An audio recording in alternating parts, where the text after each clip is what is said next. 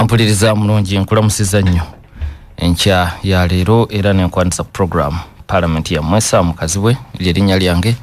ntuddewo okulwa Medi Nsereko Sebuliba nkwebaza emirimu gy'otusizaako engalo wiiki eno yonna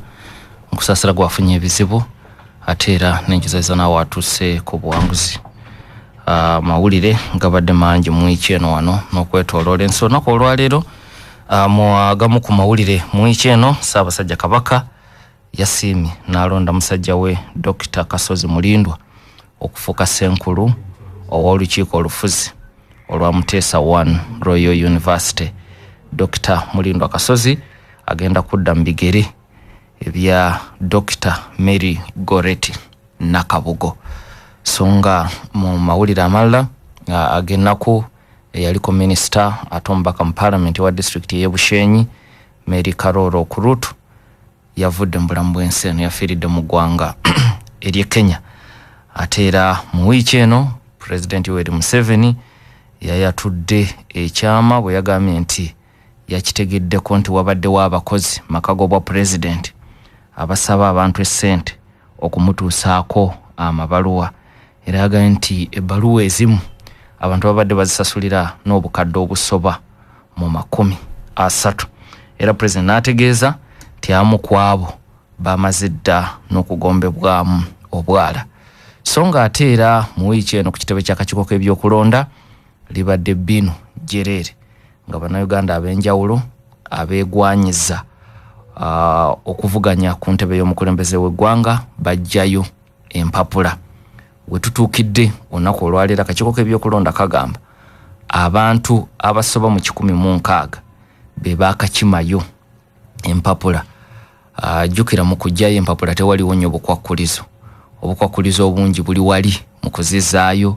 emikono egyetaagisa egy'abalonzi abali mu aligesta okwetoloola eggwanga saako n'ensimbi eza buli we ziyina okusasulwa.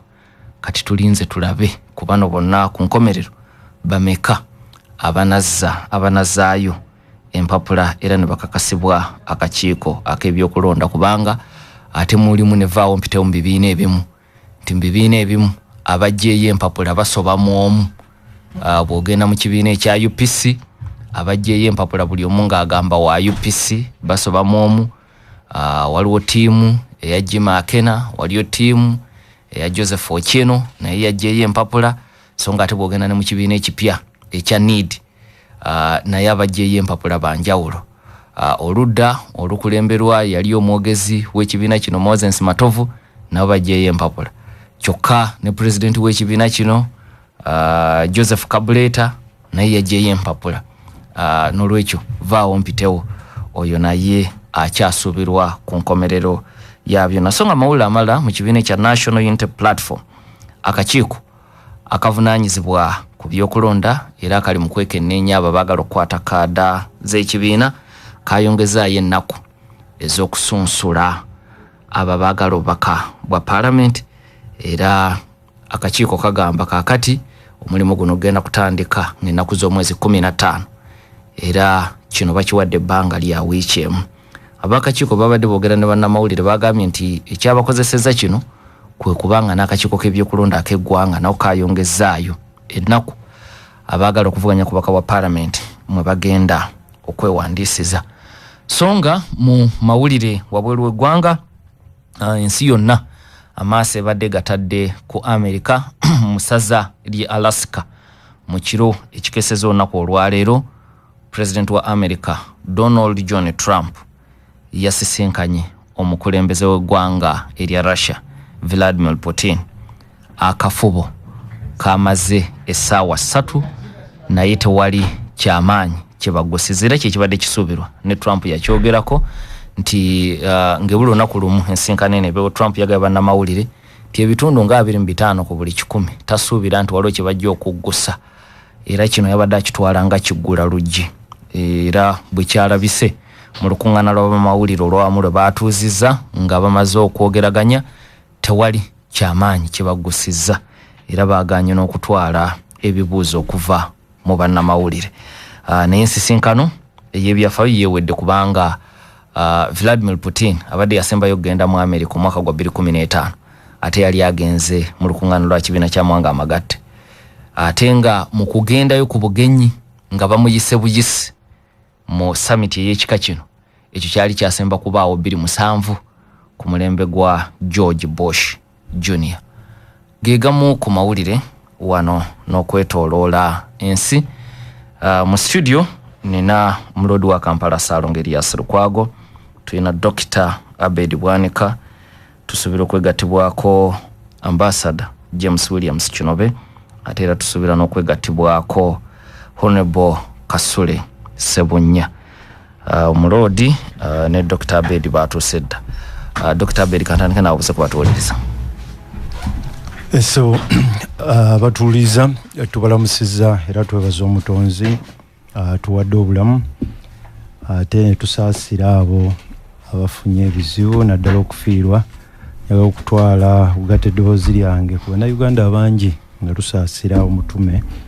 Michael Kimuli yafiiriddwa mukyala we yaziikiddwa wiiki eno. Tubasaasidde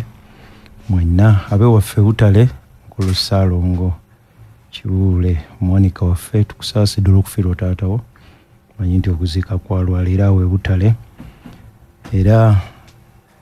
na Muzeeyi Kyuma nammwe tubasaasira olw'okuviibwako mukulu wa baasi ate era n'abenju y'omugenzi Musa Kafeero Nabulago nammwe ne tubasaasira olw'okufiirwa mukulu Isima. Ate wali manyi ebisanje waffe Ssaabakristu Masapule awo tukusaasidde nnyo okufiirwa maama wo. Abantu bangi abali mu mbeera eyo edduwa manyi ey'omugenzi yali district kazi waffe Masaka naye egenda mu maaso ebisanje. Ttiimu yaffe ejja kubeerawo. Ndi musanyufu okubeera n'omulodi wano bannannyini kibuga Kampala. Ewaffe baatugoba ku kigambo bulodi omukulu akyegwanyiza yekka ssebo kikoma Kampala yanafuya bameeya baffe sebagambo twabagamba tukole etteeka limu erifuga ebibuga byonna kati ne bali bo basigala mu Local Government Act KCC Act birutya n'ebibuga nga tebirina kyo. Nakoze report akakiiko kange kenkulembera ka government assurance nga nzikiriziganya naawe nga bw'oyogerera ddala kiwasi kyemwasembi twasabye nti gavumenti eveeyo n'etteeka ery'ebibuga nga Kampala bwali si bino bya local government. Enkola y'ebibuga aba local government bagitegeerera ddala kati mukulu Lukwago azikiriziganya naye report gye nalabye ng'egamba nti yali nsobye okuteekawo ebibuga nalabye ya parliament kwadde kuteesa kw'omu ku bakiise omukiise omu yayimirira naye bamawulire nga bo bamanyi abakulukazi ebintu byabwe akamunyumidde kafuula hedira ekitali kya bulijjo naye nga tekyabadde na mu lipooti era tekiriimu omulodi abe mugumu resolution terinamu kawuliya yayimirira buyimirizi n'ayogera kyayagala abamawulire baga nti Parliament yonna egambye nti ebibuga ssebo bitugasiza nnyo tutambula bulungi. Ekisembe kiseba waffe kimanya Kabonera ne site yonna n'Ennyendo Mukungwe tuli mukola nguudo nga bwe twabasuubiza era weekend tugenda kweramu nga tutalaaga okukakasa nti enguudo zonna zetwekukola mu mwaka guno zitandika okukolebwa abantu baffe basobole okutambula obulungi. Ne mu bifo mwe twagamba okuteeka amataala nago gatambula kati mubeere bagumu okukakasa nti ekibuga kyaffe tugezaako okulaba nti kitambula bulungi. Webale nnyo omulodi buweza kubatuwuliriza. Neyanze ogenze n'otandikira Kalabalaba ng'oli Vladimir oli ensonga eyo nga ntandika okubuuza gwe n'abatuwuliriza abantu b'ekiteezi ebaluma nnyo bagamba nti Kazibwe atalaga ensi yonna n'aleeta ebyafaayo eby'ensi yonna n'agibateera ku mmeeza bw'ati naye ne Kasasiro ow'ekiteezi n'okubonaabona kwabwe omanyi bawezezza emyaka 10. Myaka 10? Omwaka ng'enjega ebaddewo kituufu. Baga nti ensi ng'ebeera bidde banatera kufuuka nga aba eruweero manya abeeruweero babanja ne babanja ne bagamba naye nammwe mubanja nnyo kakati abeekindi bagamba kasasiro yabayiikira abantu abwe ne bafa gavumenti negamba bagenda baliyirira obuwumbi ne bakuteekawo 16 tujjeko ezibaliyirira KCC bawaayo obuwumbi 4.9 ne tusobola okusasulako ettaka akatundu katono ku ttaka eryebuyala kati womuyiwa kati wetuyiwa mpola mpola bwe tutyo naye nawo tetunnaba kuteekera nawo tetunnateekateekawo kati kiteezi tetunnaba mu decommissioninga Mwai Museveni ne banne baatusuubiza wano nti waliwo munnagganazze muzira kisaba bamuyita Jospongo oyo gye yabulira mukama teyamanyiiyo kakati tuli awo naye abazira kisaba atuwadde obuyambi aba UN Habitat era tugenda kubanga $1 million bagitaddewo okulaba nga kiteezi tumu decommissioninga naye kiko Kasegona twakasabye bayite Prime Minister oyo ne ba Minister ba Kampala batubulira obuwumbi 16 gye bwalaga kuba fekese twafunako obuwumbi 4.9 era ze tuyinza okukolera accountability nenga tikitwagala olutalo okulaba nti abantu b'ekiteezi babeera compensated biri ebyawo ku decommissioning oba okugalawo ekiteezi gundi yagenda kitukolerako UN Habitat. Wiki eno nzikiriza era ne bazi UNHCR yatuwadde obuyambi bwa kawumbi kamu obukadde 8 ebintu mukwano gw'omuganda wo aniwa atombuziza n'erinnya omwogezi wa UNHCR munnamawulire Frank Walusimbi bakulembedde mu ttiimu nejja ne UNHCR representative ne batuwa ebintu bingi ebitanda 10 ne batuwa computer laptops ne batuwa bintu bingi nnyo pads z'abaana scholastic materials ebyakusoma so tugenda kulaba bwe biyambako ku masomero gaffe n'amalwaliro gaffe twagala okwebaza aba UNHCR obuyambi obwe batuwadde era mu weekend mwabadde mu kooti abantu bemuwolereza Dr. Kizza Besigye ne Haji Rutale tebakyayagala mulamuzi medio tuuka n'okoowa sorry manyi goli wakalabalaba tekiri nange Dr. Kazibwe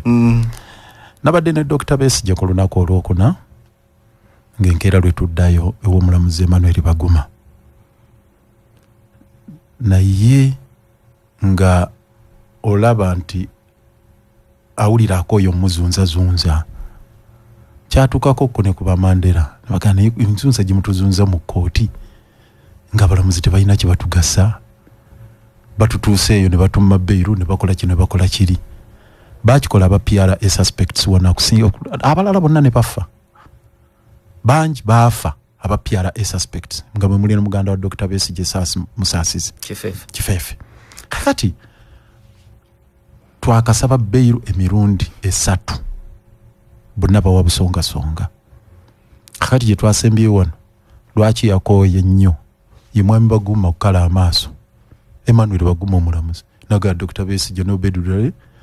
ye bwagattagatta tebanaweza nnaku 18 ku rimandi mbuye giri atunulira rekodi ya kooti si rekodi ya kooti kubanga rekodi ya kooti bw'ogitunulira mu bwenkanya etandikira mabega ku General Court Martial kuba nayo yali kooti eriko ne judgment namba gye twali falingako musango guno mu bail application eya Supreme Court ey'owinyi dolo ne banne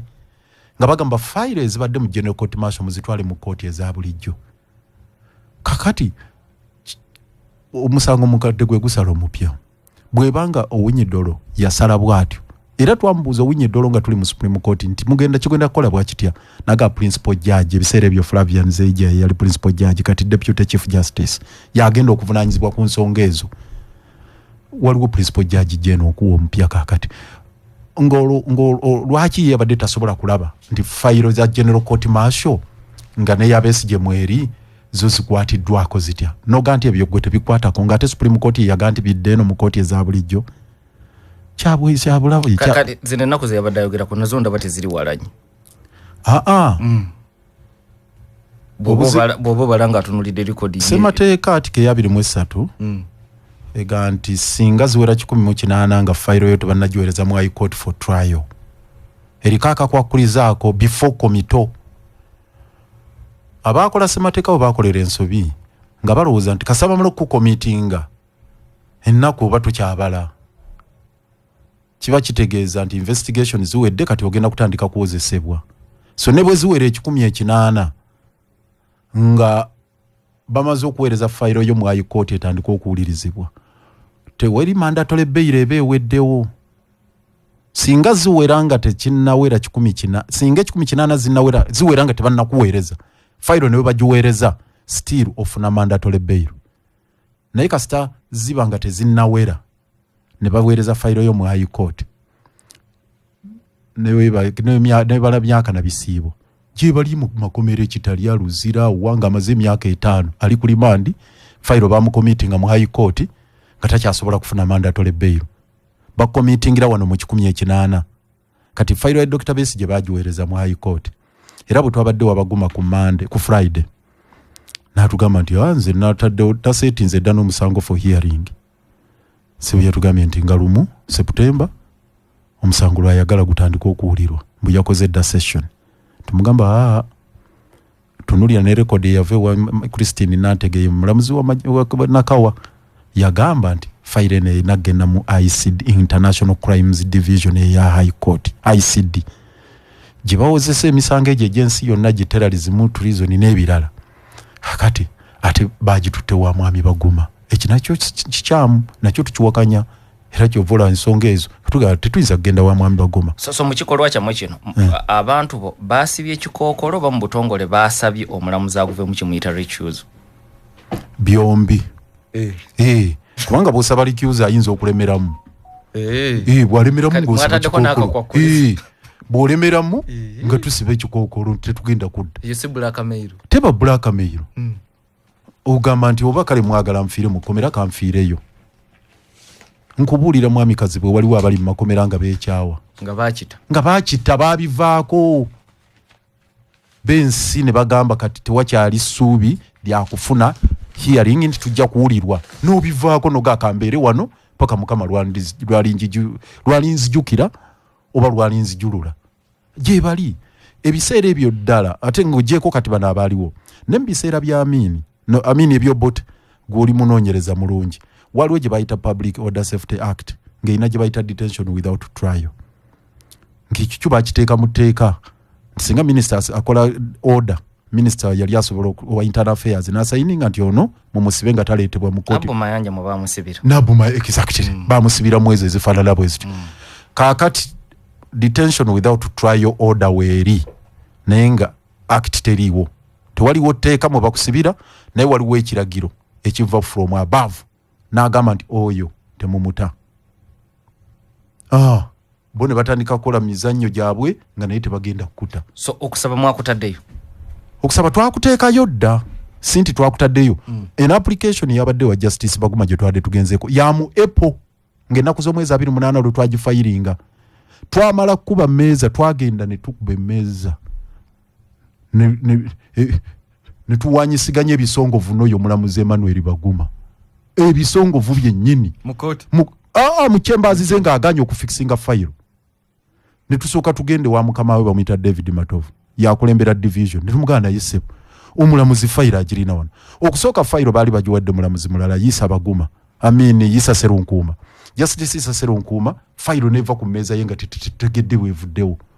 neyisanga ngeri wabaguma tutuuka mu wabaguma ku lunaku lwe yatuwadde nti mujje nga taliiwo ne ku station ne tugenda wa mukama we n'amukubira essimu naga akali babeeraawo nzije ku ssaawa 4 yatuuka zigenda mu 6 n'agamba ani yabagambye nti nze ngenda bawulira leero ne tumugamba ne hearing notice yino nga takoze na production warrant Dr. Besigye tebamuleese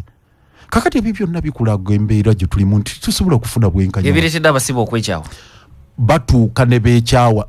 kankubulire mwami Kazibwe tulina be bakwata mu kalulu akawedde tugenda mu election cycle eno nga tebabawadde bail tebabawuliza bano abavubuka abanupu abamu abaagaano okwewaayo okukkiriza pardon eya mwami Museveni omuli Sekitoleko Ismail Machati n'abalala genda yolaba ekibaliko ne bano abalala bennyini be bakatwala ba Edi Mutwe ba Akirewo Kivumbi ne bano ba Bobby Yanga ye yaluddeyo keruzira tebamukiriza nno nakulaba Besigye bali wali naye tebasobola na basi sinkanya boogere kakati baba mabeeru mu bugenderevu so omuntu avudde mu kalulu akawedde nga Machati amini sekitoleko wakawedde Machete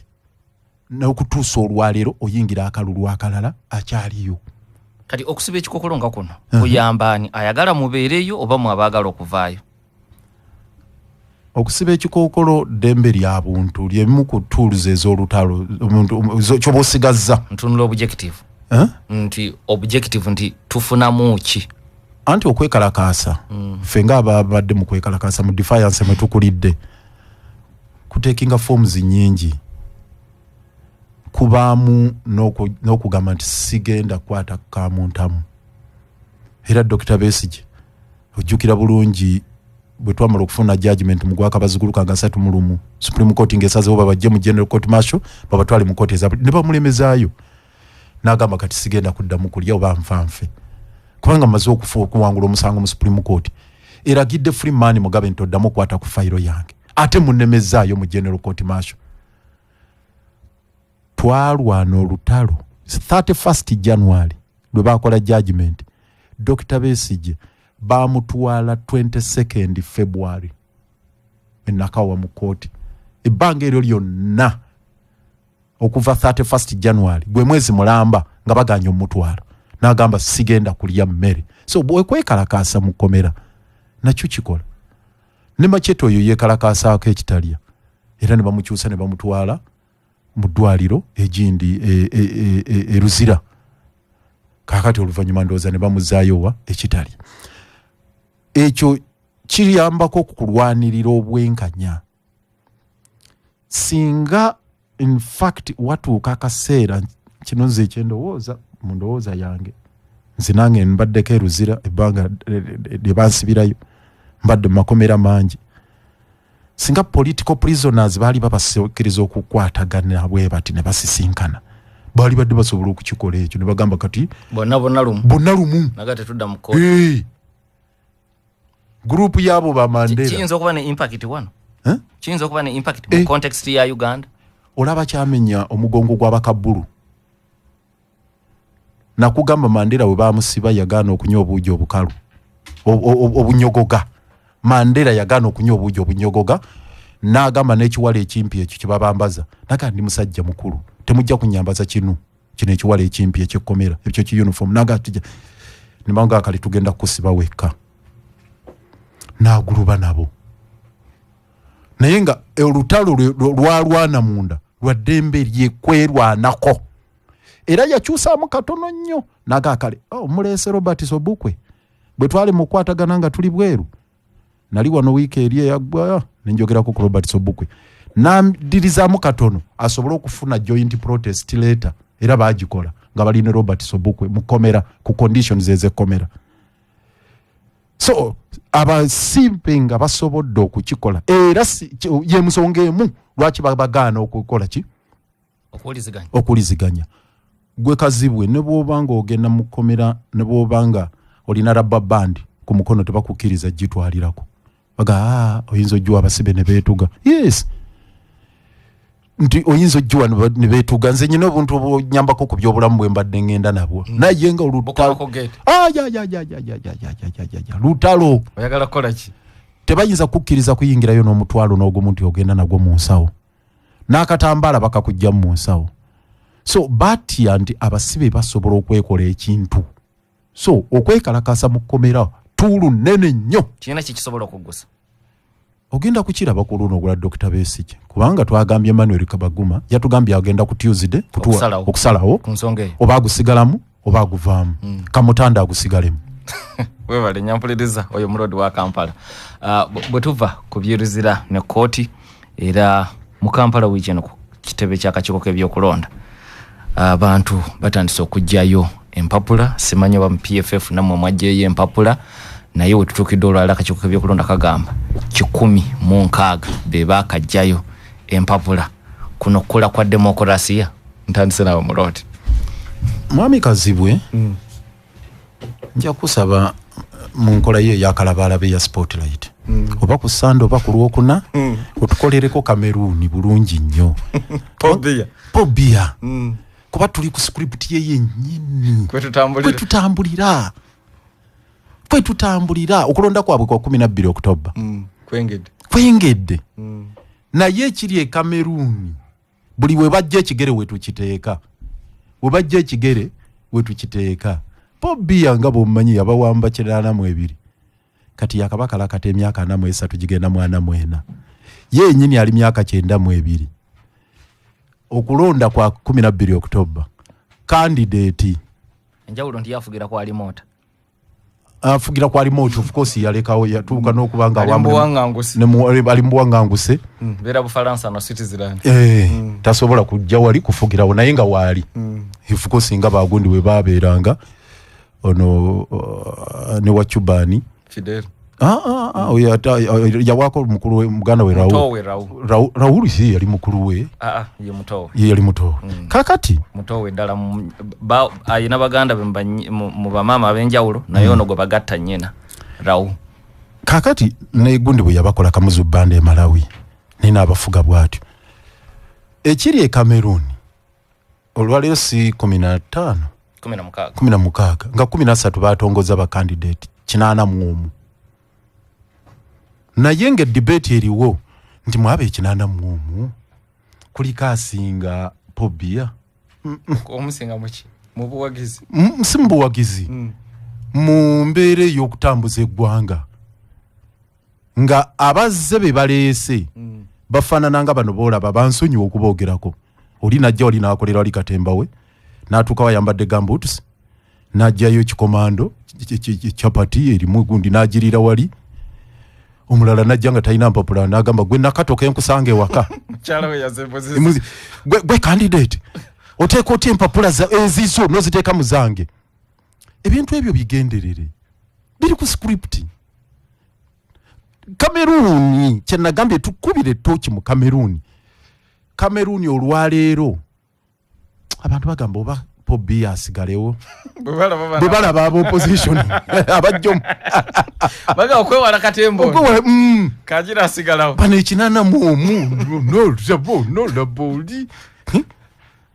gundi ani yalina akalango wano ndoza yali Kawenja ng'alanga mazzi nga galabaga no labagalida bagano katusigale gano so ebyo biba bigenderere okutuuka okulaba omuntu ali mu vegetative state gwe bayita cabbage kubanga otuuka mu mbeera nga bakuyita mboga Pobia mboga kati yafuuka cabbage naye okutuuka nga bamukompeyalinga ne bano nga bamuteeka ku minzaani balaba azitowa okusinga bali nga bw'ogambye nti olw'obulwadde nakyafugira bweru kyo abamu balowooza nti oba yafa nga baagaana n'okumubika yakafuga 43 kati bino bigenderere mwami Museveni atukalakasa emyaka meka 39 gigenda kulokuta gigenda mwana kakati ateekawo embeera nti bw'oliita abantu nga bafaanana bwe batyo n'otandika oganti omuntu alaba ku TV wali noka naye bw'otunuulira omusajja ali mu bigambo tusazewa nalya n'ekikomando onagamba nti bannange nze ate mumbuuza mu luzungu naluterese wali nze temumbuli wali yaga manifesto jajjanjula nga awangudde kuba kati teyina makulu oli mulala yagambye nti nze nja kusitula abawalabu bonna mbajjeyo eri mu Middle East mbaleete wano nabo tukolere yasi tuleffe tugende eri nabo batandika okwagala okujja eri ewaffe kwegamba byambi bisekerwa nali wano nenjogera ekigambo era kyembadde basis foundation ebadde ndeyinga gye bayita bastardization of politics ekirungi gwe olina doctorate mu bya politics n'enteekateeka obimanyi bulungi kye bayita bastardization of politics kiyambako nnyo nakyemalira okufuula politics ndowooza wasoma nnyo ku political hygiene mu political science kye bayita political hygiene manyi mu KCC twogera olulimi lwa kasasiro oyogera ku hygiene bolowooza ku kabuyonjo kiteezi bolowooza ku kino naye waliwo ne kye bayita political hygiene abasajja ng'aba Mahatma Gandhi abasajja ng'aba Martin Luther King Jr. n'abalala balwananga nnyo ku kintu kye bayita political hygiene. Mahatma Gandhi gundi Martin Luther King Jr. yalina Reverend nava ne ku olotali n'agamba abannange kangende ku kintu kye bayita political hygiene. Political hygiene kintu kikulu. Kakati n'akyamalira ateekawo bastardization. Omanyi waliwo ekibuuzo kye babuuza, is politics stupid? Ndowooza okirabye nnyo. Is politics stupid? Abamerika be basinga ennyo ndowooza okikozesa. Is politics stupid? This is politics stupid. This is politics stupid, exactly. This is politics stupid. That's where we are today as a country. Uganda erina gye bayita stupid politics. Politics ow'ekisiru. Wetutambulira. Kati buli omu agwangana malaka. Ng'oggyeko abo abakatemba ku gundi. Waliwo n'ebibiina ng'ebiwayi eby'enjawulo byajjeeyo empapula. Gwambye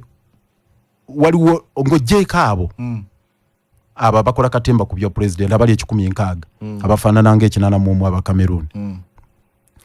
Naffe ffennyini osanga onaagwagana munne malaka. Abagala enkyukakyuka. Abagala enkyukakyuka. Ng'akufiirako n'okusinga kufiira ku Museveni. Ng'akufiirako. Si bibiina by'obufuzi ebingi? Ekyebiina by'obufuzi ebingi si buzibu.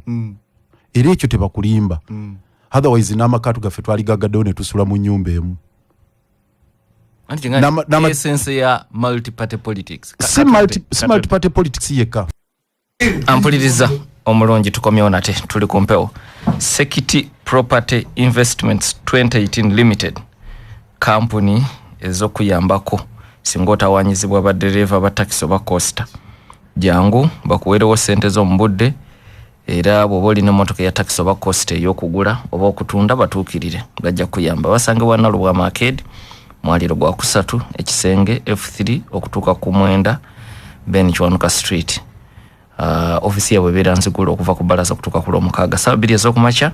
okutuusa ssaawa 10 ez'olweggulo. Okumanya ebisingawo bakubire ku 0709 90 nyasatu mukaaga mukaaga oba 0783 75 40. Tukwanjulira abajjanjabi b'omugongo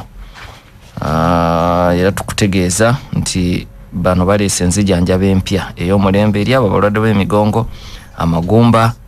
singa gaseeseetuka bakiyise discs ne ganyiga naavu oba ng'omugongo okuluma mujje babajjanjabe. Bakola therapy treatment, massage wamu ne home care treatment. Basange Kawempe ku 5 oba okube ku ssimu eya 075 M93300 oba 0764 58 35. Winners Sacco ye Sacco y'abasuubuzi ekkulaakulanya ng'oyita mu kwewola okutereka n'okusiga ensimbi. Gulawo obwa memba n'emitwalo 2 oganyulwe mu bino wammanga. Okutereka nga tosaliddwako ssente yonna, okwewola ku magoba amatono, memba aweebwa ebbanga eriwerako ng'asasula looni, okutereka n'okugyayo ssente ng'okozesa essimu yo, okulondoola byonna ebikolebwa ku akawunti yo ng'okozesa Winners Sacco app. Bamemba babawa ssente okutuuka ku bukadde 200.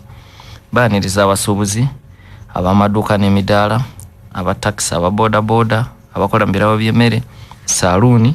n'emirimu emirala. Batunuulidde nnyo abasuubuzi bannabugabo, Kisekka, Owino, Kisenyi, Nakasero n'ebitundu ebiriraanyeewo era ne bakujjukiza nti eno Sacco yammwe. Ekitebe kiri ku BBC Building Nabugabo okuliraana shauri yako. Ekisenge 6/4 mwaliro gwa 5. Balina n'ettabi ku kizimbe kya Top City Plaza mu Kisenyi okuliraana Ham Shopping Mall. Oba kuba ku 02 00 92 ne waliwo ne ya WhatsApp 0774 0 Umrod obadde ku muzinda ng'oli ku bastardized politics. Bastardized politics. Oyo bannakyamalira bamubeerako nnyo. Naye ate nayingira ne wamu ku opposition. Era kati essaawa yonna kino be bw'anaatwegattako naki nga bagana bannange temulaba nti jjajja mu mbeera eriwo jjajja waakiri asigalewo ng'olwo akuzaawo kya bbiya po bbiya nti owa 92 aga nina baloya be nali discussinga nabe nakwezo nga bo bebuuza nti naye bwa abantu abasimbye mu magongo gwa Moses Nsali tebalaba nti musajja akaddi akuze abamulonze mu kamyufu bo nimbaga nawangulira waggulu nimbaga bannange ffe tulina okuwaabira NRM mwe ngabani nga bannayuganda abalumirirwa Moses Nsali nti omuntu atuuka mu myaka egifaanana bwe gityo eddembe lye liba lirinyiriddwa waliwo bano ababa benefitinga mu kubeerawo okwe wali guluza gundi bia kati wali nti ayagala nnyo n'atuuka n'agenda mu UN n'asoma ekiwandiiko ye ndiruddawa wano tulina baani bano ne bamugamba nawejjesa musajja watu n'akola ki kakati bastardized politics bwatyo bwafaanana olwaleero naali mutulina ogiwaabira okuleeta Moses Nsali yes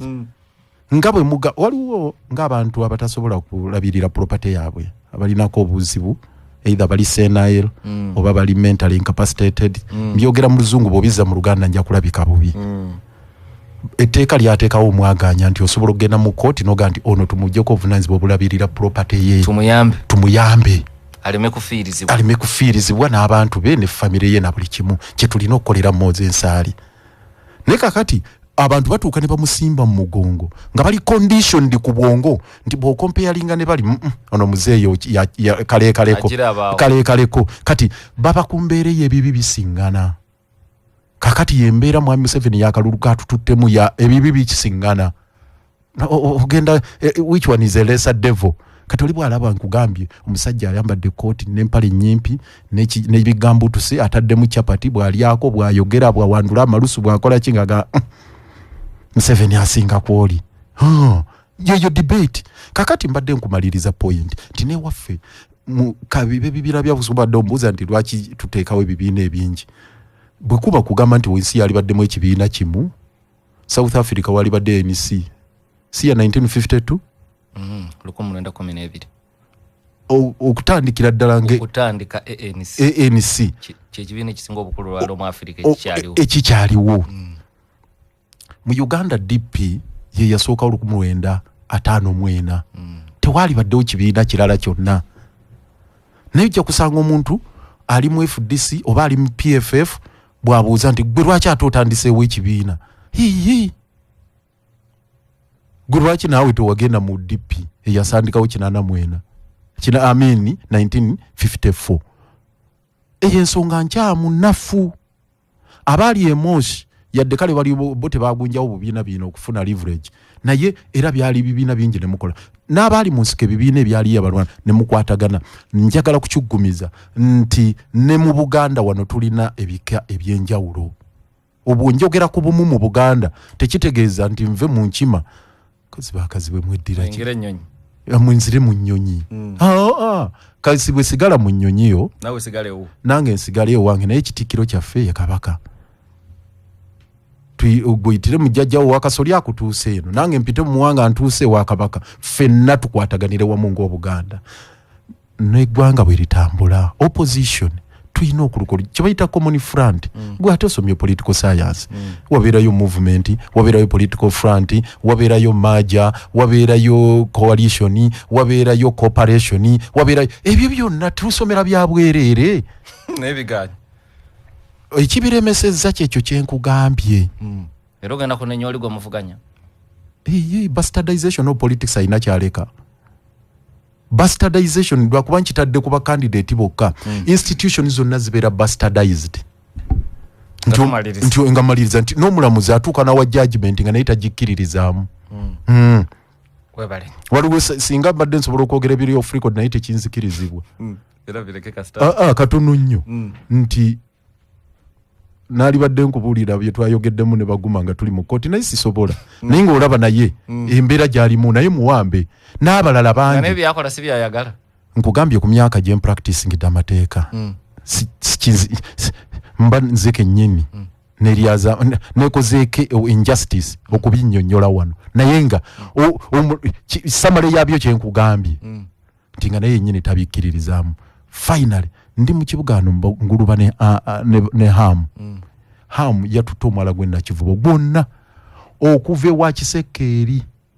najja nayita ku sawuli yaako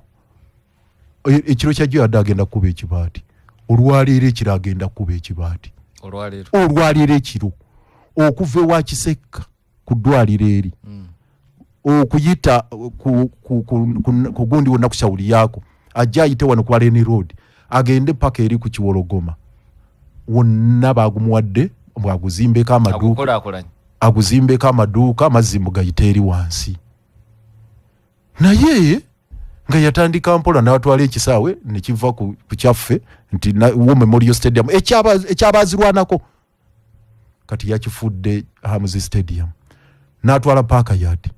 n'atwala akatale sente bali ku ddembe n'agitwalako ekitundu n'aziba ekkubo erigenda ku kijjukisyo sente bali ku ddembe Archbishop nawandika ne balwe gabannange kubo lyaffe mulizibye sente atanasi baze kuketta kati omwala gonna agututte Lukwago n'osituka n'olwana n'ogenda mu kanso nagendayo bakansala ne bagamba twala yali ebintu byo ne bagoba gundi mwena muli opposition yes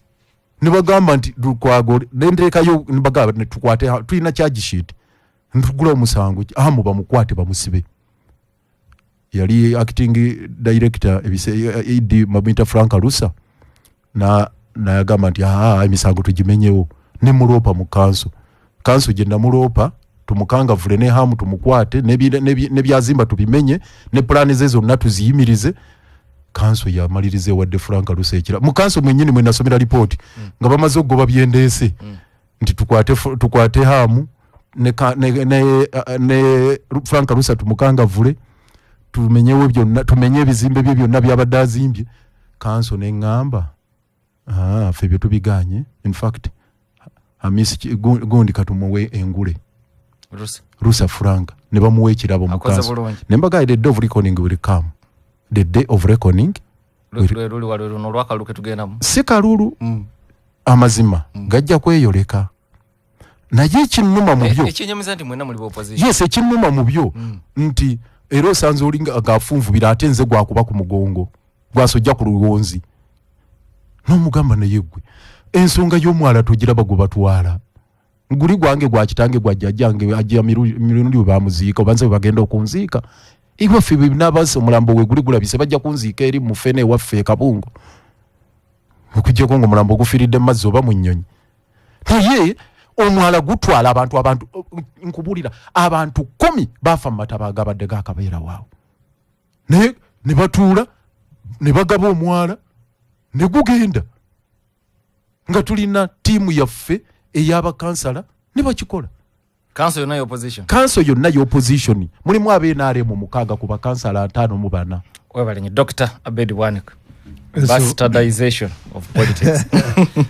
njulidde egukidde mu mwala tumalidde nga ekaziye efudde ku 16 abaagala ba president nesebo bwe nalabye abajje empapula ate nga bakyajjayo tebanaggalawo nentandika okubaga etteeka ennongoosereza mu tteeka kubanga nze saagala kulaaja na bulaaja ng'ate obuyinza oyina ndi mu paalamenti era ennongoosereza yange egamba etya kye bayita obwa pulezidenti ovuganyizaako enfunda eziwera 3 kintu kinene era neewuunyiza abantu guno omulembe gwa TikTok abaagala okukolera firimu oliaga nti banoonya content era banoonya content ku kigambo kino ekyobwa president etteeka liga nti oteekwa kubeera citizen wa Uganda Uganda by birth oteekwa kubeera citizen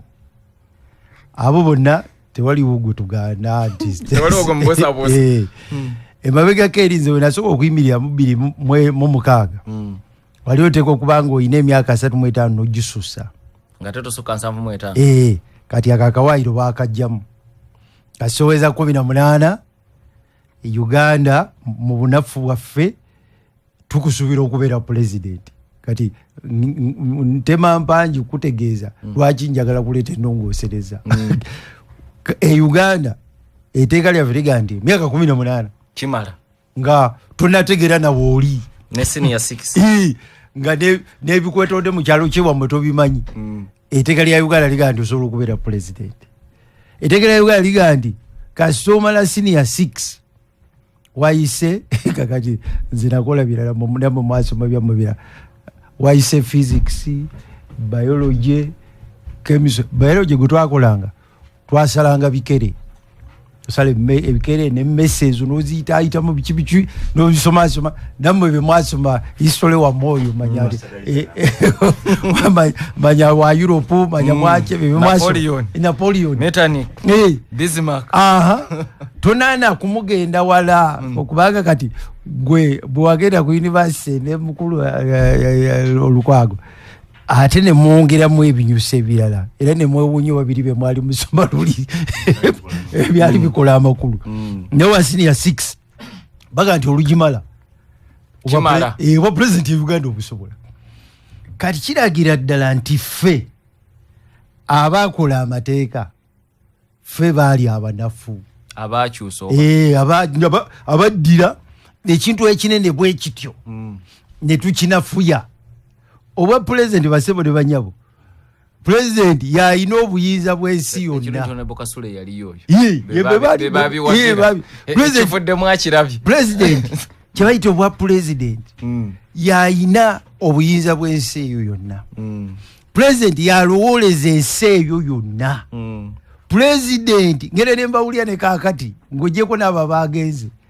naffe eno abaabigenda mu edda ng'oli owulira ne bamubuuza ekibuuzo ekyebyenfuna nga tamanyi na byanfuna bya kyalo ekyalo kyewaabwe nga bamubuuza nti okikulaakulanya otya takimanyi naze kuba president. Katoto kankweka information yakalako ekyo mawanga mangi agakola eyo mu Europe nokukkiriza nti osake mawulire ku parliament baga wakiriko emyaka 3 kuba kwejo bako ne experience esobola okubuuza ababaka ebibuuzo ebyesimba katukomeo katono ampuliriza mulungi tukomyewo ne Honorable Kasule Sebunya yamaze Dr. Gatako Uganda Institution of Professional Engineers nga bali wamu ne Federation of African Engineering Organizations bategese olukungana lwa UNESCO Africa Engineering Week okuvanga 14 okutuuka nga 2 September ku Speak Resort Convention Center Munyonyo. Omukolo gusubirwa okunganya ba engineer banabyafuza abanonyereza wamu n'abavugiriza okuva mu nsi yonna. Omugenyi omukulu ye President Yoweri Kaguta Museveni. Omunama gugamba okukozesa obuyiiya ne teknologiya okwanguya enkyukakyuka mu byenfuna n'embeera z'abantu mu Africa. Emigaso jangu oyige obukodyo ne teknologiya aliko ensangi zino okuva mu engineers abenjawulo okuva mu nsi yonna abolesi bagenda kufuna certificate ey'okwetaba mu lukungana luno ne unit 40 za professional development okubeera ekitundu ku mukolo guno oba okwetaba ku mukolo guno genda ku mutimbagano wewandise UIPE African Engineering Week.org ojja kuba wewandisa buterevo oba kuba kusimu 0800 25 60 Lamuka agencies basoloza amayumba g'abapangisa bwoba oyina enju bamaduuka nga abapangisa bakolemi jangu bo bajja kuwa ensimbi omulundi gumu basoloze. Ojja basanga Kampala Road ku kizimbe kye bayita the Plaza Building mwaliro gusooka kisenge S11 waggulu wa Post Bank. Esimu 0774 88 oba 0755 00 22 Kyadondo CBS Pewosa kujjukiza nti okufumba kufule kwangu ng'ofumbisa solar cooker. Kyadondo CBS Pewosa ejja kuwonya omukka n'obuseere bw'amanda n'enku ate era otaase n'obutonde bw'ensi nga weewala n'endwadde ez'amawuggwe eziva mu mukka. Solar osobola okugisasula ne ku kibanja mpola kuba ku ssimu eno omanya ebisingawo 07 8 5 5 6 53 oba 0778 0302 82. Dr. Abel ensonga mbadde kugamba nti ensonga y'obwa president oba odiringa ne security y'abantu ey'eggwanga ddamba gwe nga president oba president odiringa na byankulaakulana by'abantu obajja otya ku level eno obatwala otya ku ndala basigaza batya ebintu byabwe oba president odiringa na services abantu ogenda kuteekawo otya okusobola okukakasa nti abantu ebyobulamu bye batuukako n'ebirala ekirala ekikulu ennyo odiringa na international relations odiringa n'omuchina ayina biliyoni 1.4 ng'olina obukadde 46 ogenda kuliretinga otya naye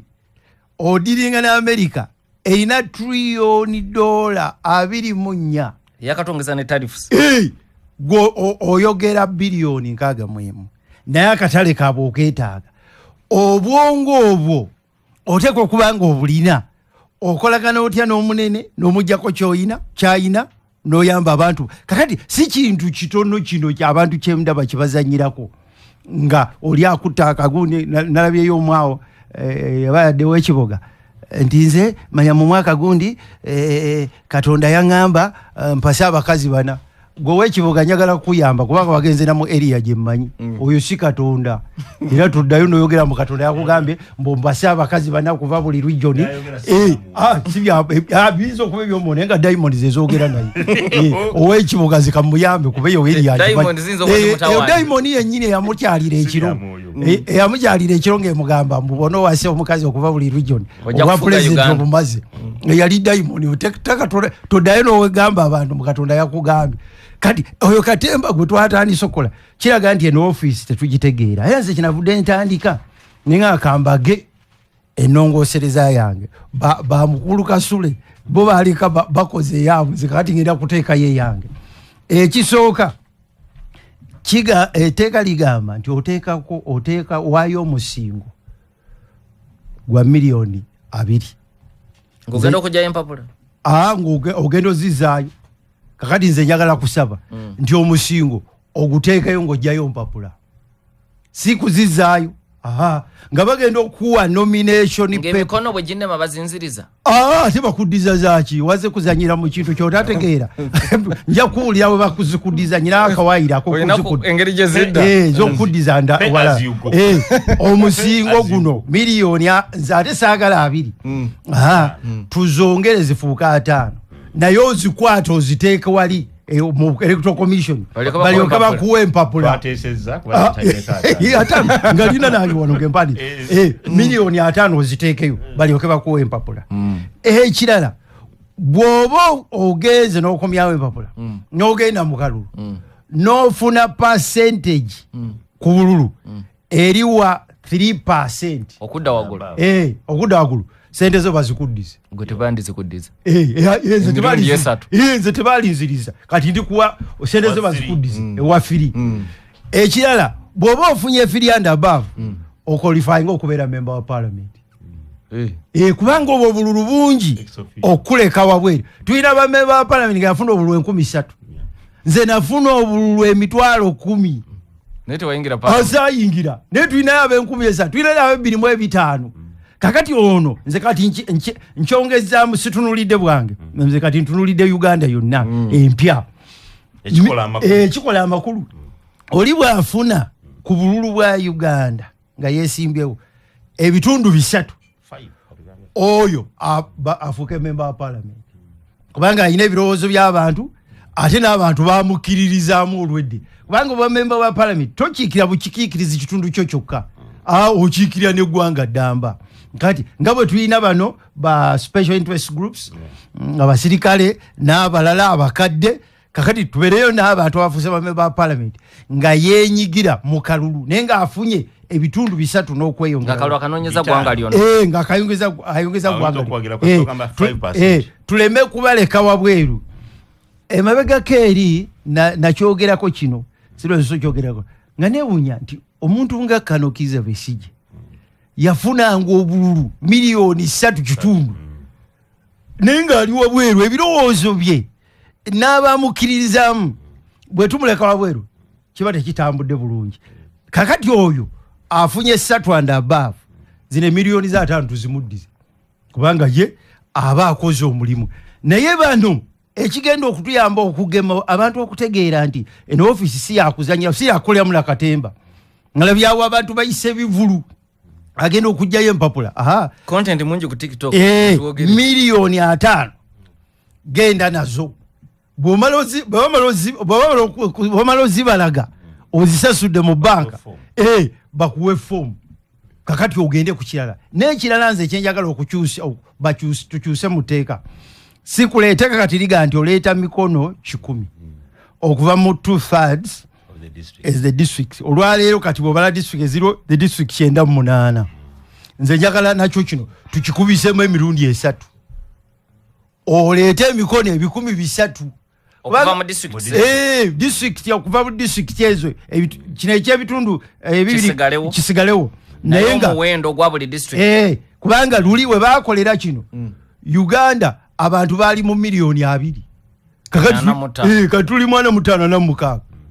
abantu bekubisizamu kubanga onoonya ekintu ekiri representative wano sirabawo mikono 10 nsobola okujja mu katale wano okujja mu katale ka Sauli yako nenjifuna nengenda naye otofuna ja Uganda yonna nsobola bwebali anfuna eja Kampala mu Sauli yako nenga sigenze Kawempe ate Kawempe nga naye tugenze nakawa sigenze nakawa kakati tugaziyemu project eno ereme kujja buzi mukulu Lukwago gyayogedde Cameroon nze mbeerayo nnyo Cameroon mumanyi bulungi mutambula munyo kozi basimatukana nakabenje kali abazungu saidi yaba yonna French ne English obere duwala Cameroon okufuuka presidential candidate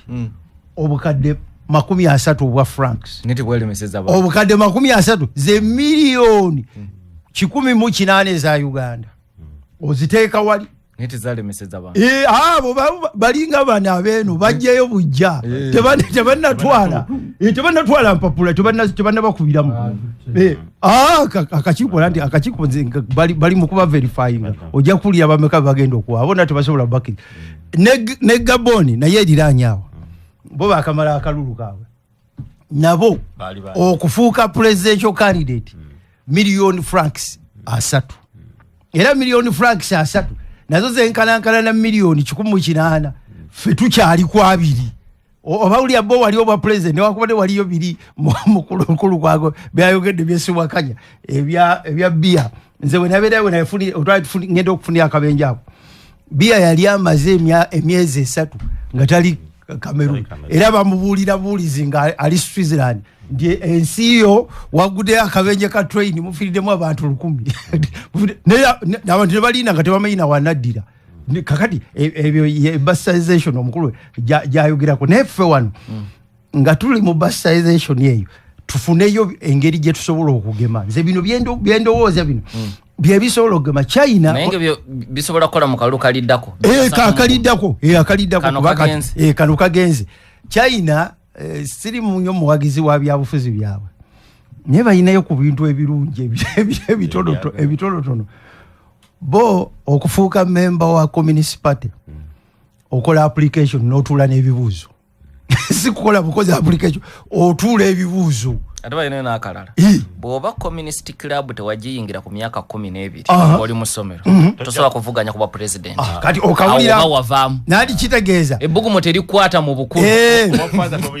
bagezaako okulaga nti ebintu byabwe tonnabitegeera togenda bitegererawo mu masekati ebbugumu terikwata togenda bitegererawo mu masekati kakati fe wano omuntu afubutuka bufubutusi gyafubutuse n'agamba njagala kino njagala bife birasagala kubyogerako kuba abantu mu kitundu baba bakumanyi naye kire ekyobwa president tukiteekeko ebintu ebisobola okikuuma kubanga tujja keera ku makya bwe tutakikolako mangu nga mufunye omuntu nalabye ebyaffe bino betubeera ku TV tutambula amawanga nga babuuza presidential candidate omu bamuuza sebo ku kya demokrasia ne governance ogenda kukola otya Uganda daga nti the land is fertile twafudde ekitiibwa yaga nti yokuddamu kwe kyagenda okukola mu demokrasia nembu ya governance yagenda ettaka lya Uganda jimu jitirifu omuzungu yamubuuza ekibuuzo n'atulula bw'ati n'alambala nagati abaddugavu ne wakalaba mu bujjuvu bwako akatambi konna oba kano ke baasala ne bateeka mu TikTok nikubye nalaba wetagolaba akawanvu bamubuuza governance and democracy. First of all, ngasina tunulia nerije, ngasina tunulia ne wase.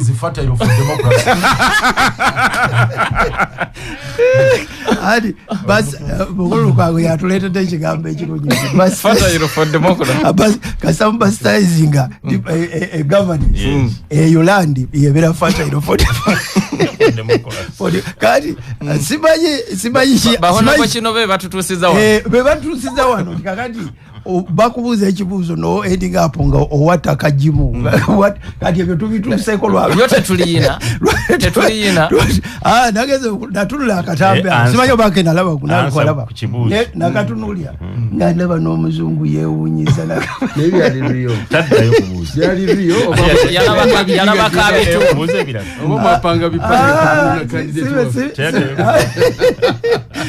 mukulu kango sabo manyi nti ozowuliza mukulu kirabe alese ekigambo bastardization kakati namulabye bastardization ng'atuuse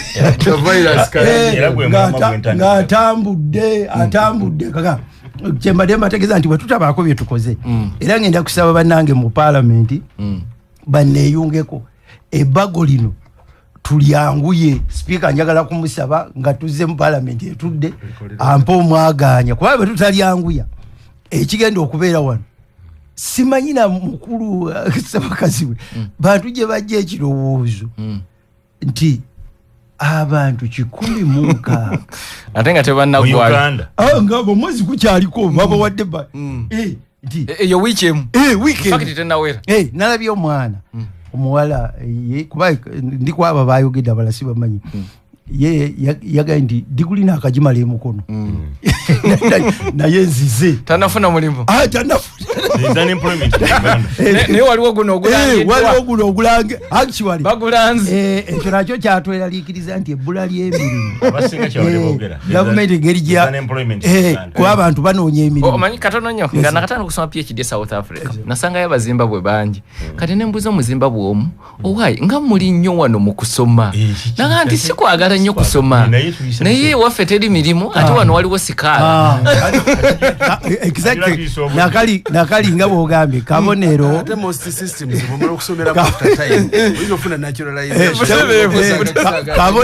kabonero akalaga embeera abantu baffe gye bagulaki gye bayita mugamba ogayo guno gwe mulimu ogwalangiddwa nga teguliiko wadde bigala ebisaanyizo biriawo kubagira emirala kuba kati omuwala oyo namutunulidde omuwulira she's a little bit bright teguliko ne experience emirala bajja kugamba ndokuba badde senior manager myaka 5 atotekwa kubaako ng'oyinako gw'omanyi kakadiroza abantu nenze ssebo nga bwe ngambye etteeka lino kantandika olutabaalo olulitereeza katusubire onoofuna obuwagezi anja kubufuna honorable Sebonya mwatuleetera ekizibu munsaasire nga tunaleeta kizibu ekyo twafiiriddwa icon waffe ate naawe ali mu kiti kyolimu muwandiisi madamu Carol Kolut kituufu era bagenda kumugalamiza leero mu bijja byabwe waabwe Bushenyi so kitalu ku Uganda kitalu kituufu twatandikidde nga tonajja library yaffe yagenze era nsaasira nnyo ab'NRM abadde batamugoberera ng'ate abadde awandiika buli Sunday naye abasinga buli Sunday babeera mu biduluze babeera mu biduluze tebamanyi abawandiisi gye bali in fact New Vision omulimu agukoze kumpi myaka 4 yes New Vision nandigisabye erina abantu beekubira posters ne bateeka mu mawulire neteekamu muganda wange Kirumira neteekamu Kafeero okunalani ne bakafeero ne gundi ani mutaddemu ngabadde subscriber waabwe bandi mutaddemu ensi ne mmanya mu bulamu ne mukufa akati ekyomukisa omulungi wawadde mukulu Lukwago ne time nga temunnatuuka nannyonnyola bulungi nnyo ebintu bye ebya bastardization okujjako nti ebya KCC ebyekiteezi awo temukwataganya awo tetujja kukwatagana kubanga awe credit where it is due sente batugamba bilioni 46 batuwaddeko nnya naye avuze akataka avuze kataka bastardization jabandagerako bwe batuwadde nnya ate musa kugulako ttaka ate n'abantu netubasasula so government bwe inefuna sente kuba yali supplementary means nti munonyeekaawo kwa budget yayitadda munonyevayo mukwanika kansoka zijo bakabona tudde ampuliriza tukomyewo nate Honorable Justin Namere Nsubuge yawangula kada ya NRM Woman MP Masaka City yebaza banna Masaka olw'obuwagizi n'omukwana rajjukiza obukiiko bwayitiddwa mu lukiiko lwa NRM tusimbudde nti olukiiko lutandika sawa 9 ku lw'omukaaga luno mu Kizungu kansubira ategeeza leero Justin Namere Nsubuga era ayita banna Masaka okubeera mu bungi mu ndongo ya Ava Peace Mbazira Tone Suna Ben n'abayimbi abalala nga TMTV ejaguza omwaka mulamba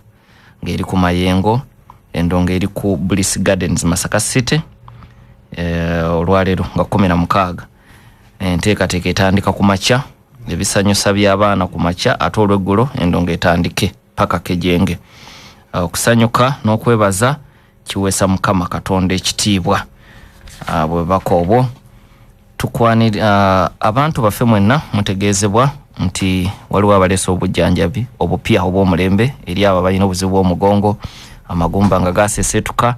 ne nerves mujje babajjanjabe muwonere ddala ku ssente ntono kuba ku simu eno 075M9330 ba 0764585 jabasanga akawempe ku 5 Honorable Kasole. Yes sir. Bakati ensonga ezo tujja ku ezekitezi mujaze maliriza zikwata bulungi. Sente za government zimala gaggwerayo bwezityo. Nabe kiba kyetaagisa forensic audit. Prime Minister asobola okugikola ki? Agikole. Yes, ati ngambi. Mugamba agikole. Ono mujugize ne Jennifer Musisi. Abantu bekitezi bamusamoninga. Era bakyaliza. 10 years nga yagenda. 10 years nga taliwo. Sente za government. Ate ekyuma kyekitezi bwe kinaakwata ku ssente naddala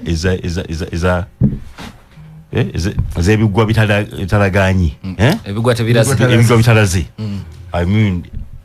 ne forensic audit ejja kuvaayo auditor general atulaba Bannayuganda babe bagumu yes babe bagumu akati kino ekya bastardization mukulu kyaleese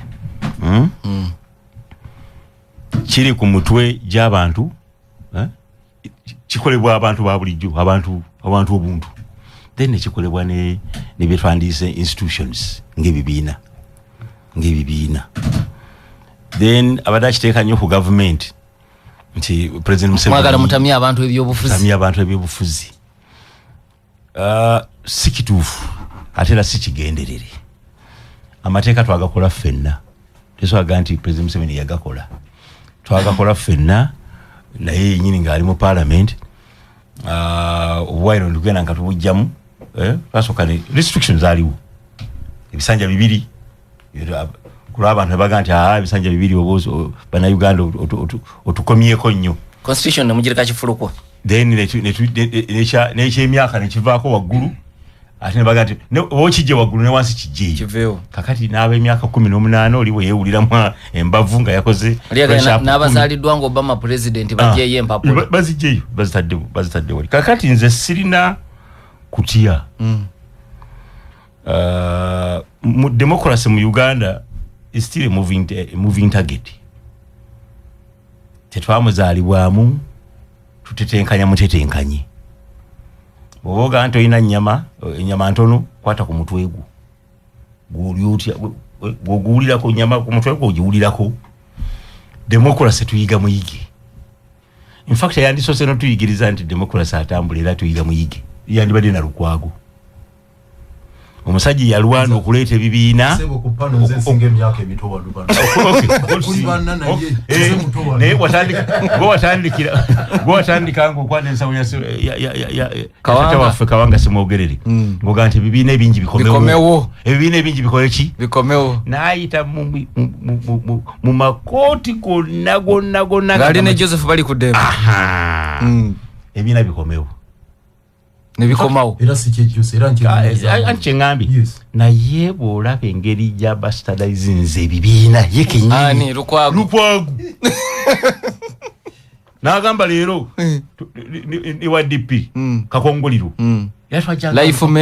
member Kakongoliro mi tugenza okukakana luddawa FDC teyatuukayo FDC atuuseyo juzi wano ate nayo n'agijjawo yatuukira mu yali Suubi foji ebintu bya waliwo tije waliwo Suubi byonna bibaddewo koze ebintu ebitafaanana na kibiina nebyo si bibiina bya bufuzi bitambula bwe bityo anti nga biri atabikoyi ebibiina bidusemu kuba amanyi ebibiina bisiba ebibiina bisiba kwabo okugamba nti okoze ekibiina otandika na constitution yaakyo naye agenda okulaba okukibeera wakati nti kimusibye kyakimuwa time ate ayagala activism kakati n'alyoka aleta Suubi n'ebirala byonna so bastardization teriku nti gavumenti yegitaddewo democracy yennyini kusalira engeri gy'omutambuzaamu bw'oba wambaliga era omutambuzanga wambaliga kakati nabo be basoose okutulaga in fact bw'onyumya ku Nakwale naye nga nabo empisa zo z'okola za Nakwale temuba na njawulo ng'abantu bagamba oli kaasigalewo atututte na Cameroon tunyumize emboozi ye Cameroon tuli ku security ya bia tuli mu Uganda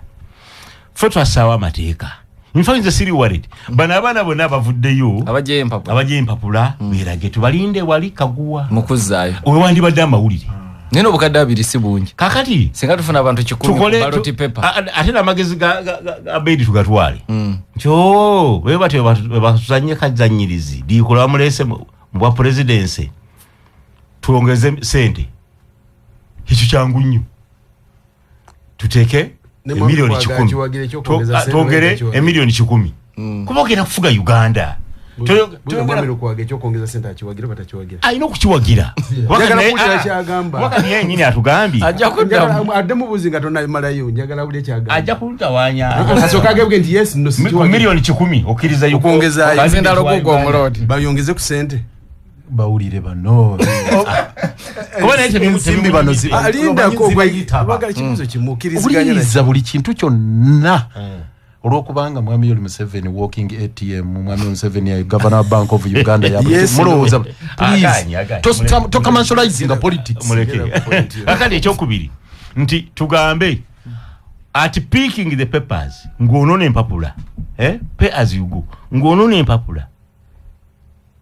teekawo sente ngataddeko ne condition funa 5% mu Uganda funa 5% ku bululu obonna nga kaluka wedde yingira nga official mu yingira nga official mu parliament govode ku Syria ya Dr. Abed 5% yingira parliament nga official era member parliament ofunye mandate y'abantu esusse ku ye bench nebo ba independent nebo ba party ga president jangu tulamu kubecho tekisobola kulumya bana Uganda akati tulamu na wano ochimye ku gate Central Sasudengo yingira onona form aho tuloke tufune abantu abomuzinzi ngabe ngambe ti democracy akyali moving target aho tandiko kufuna abantu abantu bagamba abomuzinzi tebabagasiza kati kabagendeko nabo anti kati abomuzinzi wakati batugasiza then Uganda tujitaddewa tujiwo omutindo nti abantu abajja basooke kwevumba si kunoonya mulimu abasinga bonna boogera ekigambo kimu there is unemployment in Uganda unemployment ate tekutabaaliza mu bwa president that's not how they look for jobs oyinza okutemikisa no sina kutta mikisa jo wefudde ani naddibanga wefudde naddibanga emyaka gy'omaze 13 oba 15 osoma you must have a target gwali osoma ki kyena nisoma emirimu tewali tebakusomye kugenda kunoonya gwe tolinayo kyonzalaga kale lunda embuzi ewajjajjaawo talina stock nebogula embuzi 3 osobozizaazaamu fe batuyigirizanga okulunda n'enkoko nga tuzirundira mu biyonjo nti enkoko eyaludde obwana bukuumireko mu buyonjo kamunyezeremu bulya bwe bunaakulakulamu buliisi zaawo oyinza ofuna enkoko eyinza okwalula obukoko 10 kati tandika ne sitoku ya nkoko 10 zituyita eŋŋanda ate zebasinga okugula ebbeeyi tosobola kutandika kulanduka bulandusi nogandi tewali byakola wano nti kiki nti njagala ba president akati Uganda tugiwa omutindo ebibiina lenkera ebibiina infact n'ebibiina byenkana n'abantu mugambi 10 16 waliyo ebibiina mu electoral commission ebirinda obulinzi ababigula kitegedde eriyo ebibiina ebitudde birinda babigula ndowooza obirabyeko infact yasooka okutuyigiriza nti bagula ekibiina yali nuupu eyo sigiwayiriza bagula babakkaanya bulijjo bagamba kugula nakati bakaayana ne mukadde wange kibalama za buguzi oba kubatwalako buyinza kibalama mumanyi kibalama kitangi babaguza temporarily sembateka bagati after 2 years mutugize bakiremeddemu bakivalugalayize kola kusembateka obuguzi bw'ekika ekyo gyebuli kankuweyo kati kibalama mukadde wange kibalama yavuga emoloka ez'empaka yalinga ku bodyguard ya mukulu muwanga owango webuwambo ye Paulo Muwanga owango webuwambo ate taata wange ate muganda akugamba yatunda kibiina era yakitambuzanga twagenda nga mu delegates conference ngayitibwa mwena mu delegates conference kigambo ekituufu yakirizinga yatunda obuguzi obw'ekiseera naye obuguzi bwanjawulo bwaliizi n'obwagwo lizi bwegwakuliiza ssebo nze jjajjange Bezaleeti wali ekyawo kusa ttaka lyalirirye liizi zaggwako kati abantu ne batandika obwazikulula batandika ozifuna kati ekibayita liizi bwe kigwako mutaatawo yatunda ekibiina kirimu ebyamateeka katuyambe ekibiina kisobola okubaako liizi omuzindaalo yogera muzindaalo sobola okudiscussinga concept eyo kanjogere mu luzungu mu abstract nga tetulifaalinze ku kibiina kiri kubanga bw'oyogera nnyo legal status y'omuntu nga taliiwo nga yalina kyeyogerera tekibeera fair tekibeera fair legal status y'abali legal status naye practice eteereddwawo mu Political Parties and Organizations Act bateekamu amakubo 2 ofuna ekibiina osobola okuregisteringa n'ogenda n'ofuna emikono musobola okukola maaja nemwegatta ebibiina nga 2 weebiri musobola okukola maaja lyakubiri n'eryokusatu just political alliance eyogerebwako political alliance ebibiina ebyenjawulo so temuli kugula then sirowooza nti waliwo agamba nti kyenjagadde mugjewo ekintu kyokugamba nti kugula nga tolina reference tolina evidence ddala ku kibiina ky'abanno nga tosobola kuleeta ekyo si kyabulabe ekyo si kiwagira waliomulaba nze nali mu kibiina okyagibwa kadisi ekibiina kyapangisibwa gyendi kakati ebyala mukwago birala byamukulu kwago ayogera bitannabaamu kati kamalirize nti tetuli ku kyamunaffe kyayogeddeko naye tulinawo omuyimbi wano amangu nnyo naye yafunye ekibiina Sitesia tulinawo muganda wange ate ono twakula ffenna ku Martin Road wali mukulu Nsereko naye nafuna Ecology Party. Ecology Party. Ecological Party. Nabala. Akati ekyo nakyo kifuuse. N'owolusaniya recently n'alekawo ekibiina kye kyetumumanyiimu kyennyini. Kyafunako ne candidate erugazi eyo. SDP naye n'ayingira mu kirala amangu ennyo. N'olusaniya. Era n'emmere n'olusaniya ne balukolako practical. Mutukoze bubi. Si kubakola bubi. Akati bannayuganda tusitu tulyose netukiyitamu kino tulyose netukiyitamu katukirabe tunayiga next time badde mukola sono twagalako abeerewo emyaka 10 abazzukulu baffe bamusange ng'enkola weeri next time bebagamba electoral reforms ffenna tusitukiremu tetugamba tilukwago ekasituke ffenna tusitukiremu tukyusa amateeka aganaatulambika mu politics ow'ekisajja kikulu byo tubikoledde nga kanakalu kawedde ndeba akuba kati situlate bwekuba buli amendment bwe kaggwawo tuba tutandikira webale ekyokusatu n'abantu ono yayogedde ne kuba Moses ali nga tebaliwo wano neewunyiza bw'agambye nti ate omuntu nga taliiwo yagaye kulwa obulungi Moses ali tuwawaabire bawawaabire abamukozesa abantu balonda abantu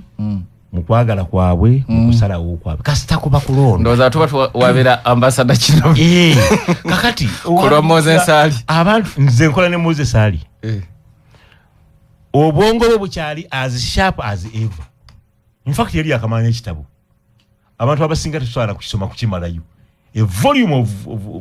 books of a book tetuna kukimalayo abantu be tebasobola kumugoba bugobi nti lwakuba afunyemu obulwadde ffenna tuli balwadde ffenna tutambulira ku mpeke akati nagifunye wamugamba atuuse vegetative oyo kabeya gwe nabadde njogera anti kati ngoba efaninga ne kuba Uganda njagala ombuulire omugugu gwe babutika akyagusobola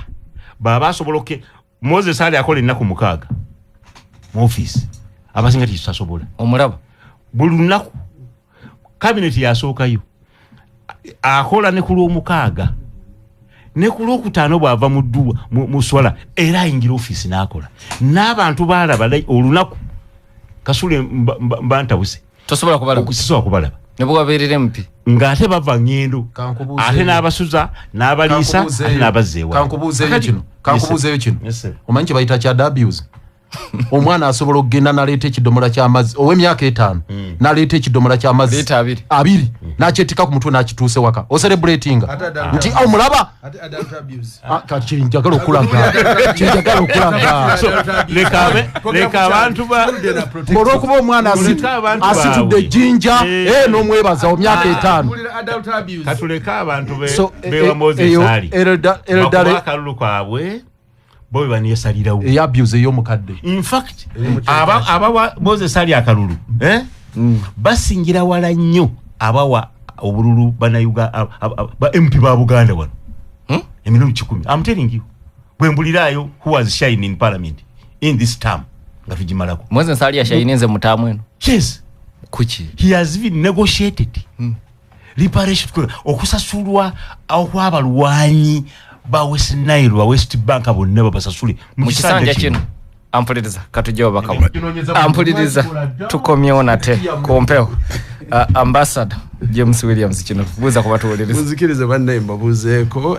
mbebazi bato bange bano kwabule bano bonanze mbasinga obukulu bato bange debate jetambulamu ate namwe abali yabatuuliriza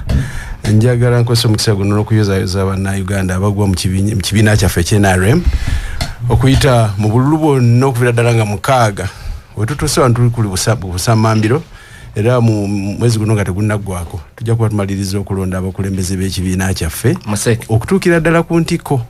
era tuteekewo obukulembeze nga bonna Uganda mbadde mutugoberera tebibeera nga bano bawulira nti delegates yatudde nga tomanyi na gye balondera neffe step by step okuva nga 6 mbadde mutulaba lwaki mufannyo ku byabanamu no nga baba baliyo tebakukuluma tunyonyola bunyonyezi bannansi kyevula mbakulisaayo nti okuvanga 6 May twatandika structures tubanize ba candidates nga mumanyi emipiira ne bwe gibeera mbamu endobo refu bwatagaba red card oba kuyimiriza mpira gugwa nenga tugamba abaddemu ebirumira kyovula abantu ababisoma abantu batuga free and fair. All those things tusasira abayisiddwa obubi, tusasira abakoseddwa naira tweyozayoza nti labor pains tozaala mwana nga tuyise mu bulumi awo basala no basala wansi. Yes. Naye nga nebaza abesembabule for the first time twamazeeko sembabule n'atuuka ku ntikko bekandaze naye ku mulundi guno era nga butabeeranga luli bekandagana sasi ngeno linyookeene ddala linyookeene naye bekandaze tewali sasi era nakoze obwavulolo kamanda neyozayoza nange nenjozayoza abesembabule beredeeminze kuba nenkera twakoze local government elections nazo nezivaayo janga n'emiggo mu bifo by'okulonderamu kalicha yaabwe abantu beeri emiggo gyabwe by the end is part of the address code. Nze nali mu sente nga beeronda nga emiggo gyula nze nalirooza lunamaliza emiggo waliwo aliko n'omusaayi kumbe beekubananga ku nkoona bakona namuggo nga gugulira gwogera ngoloza gukubye na muntu. So I think that by now engeri dramatizing ebintu byabwe. So njagala okuyozayoza ba NRM ate n'okubasaba mbeere bakakamu kubanga olugendo lutambudde bano bannaffe abatalina bantu tebakimanyi fe abadde n'abantu abangi ebibaawo nolwekyo mwenyige mu biwundu tugende kufeeza eddaka ey'okulinda mukulu byabakama nga twala ba candidates nga tutambula bumu. Ekigambo bastardization ekyatandise debate yaffe wano nze naze nkiwuliriza nga nkiteekeramu sense nange gye tutegeeramu nti bastard nga buli boyogera bastard oba otegeeza ekintu ekitaliiwaawo ekitategeerekeka naye bwe mbadde nzija bwe nentunula mu definition ya bastardization ngenza okukanya nzikanya ni Mwami Lukwago nti omutindo gw'enkola yaffe ebibiina by'obufuzi tugussizza ku mutindo wegwandibadde ne tuguteeka ku level endala yonna kubanga tetukomye obutikomi kuye kukyalooza nti tulimu NRM nti ffe tukireese.